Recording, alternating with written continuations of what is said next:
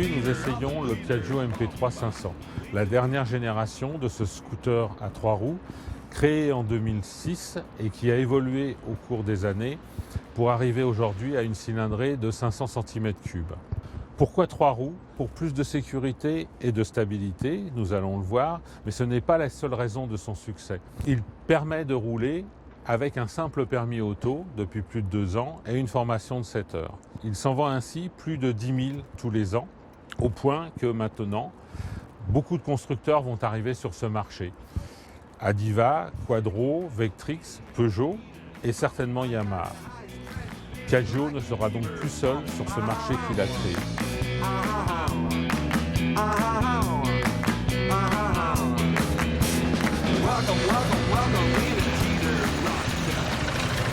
Cela fait quelques années que nous roulons à bord de ces 3 roues et nous pouvons en tirer quelques enseignements.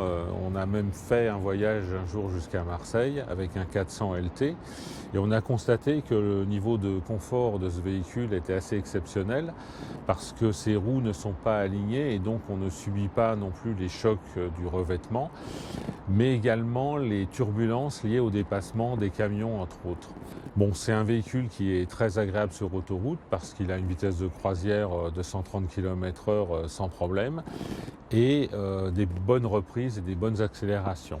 En ville, on sent un peu le poids de ce véhicule qui fait quand même 253 kg. Il faut faire attention où on se gare pour ne pas avoir à le ressortir en marche arrière, car il n'y a pas de marche arrière mécanique.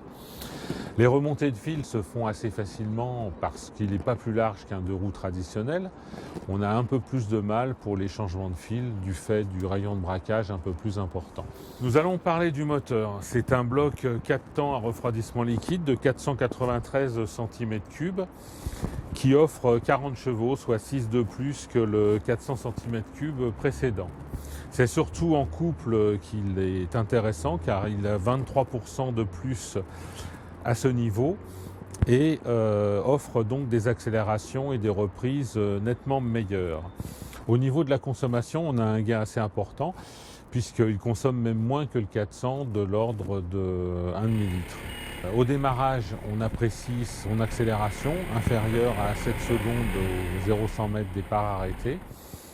Et il se montre très agréable avec une onctuosité à tous les régimes et très peu de vibrations.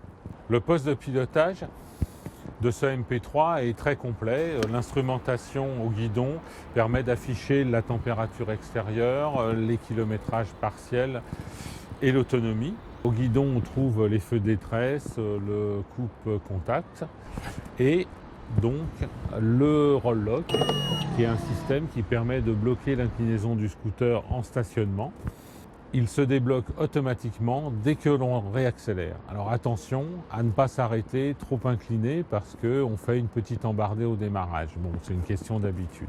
Ce système permet aussi de ne plus mettre le pied à terre à l'arrêt. Le MP3 a quand même quelques défauts.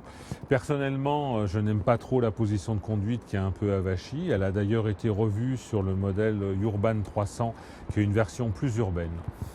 On note également que la place passager est un peu étroite, avec des plateformes passagers pour les pieds qui sont très rentrées et qui sont moins agréables que d'avoir des repose-pieds traditionnels. On peut également noter qu'il manque un rangement à l'avant de ce véhicule pour mettre le téléphone ou quelques babioles. Et puis aussi à signaler l'autonomie avec 200 km en gros d'autonomie. C'est un peu juste pour les gens qui ont quand même un parcours autoroutier à faire tous les jours.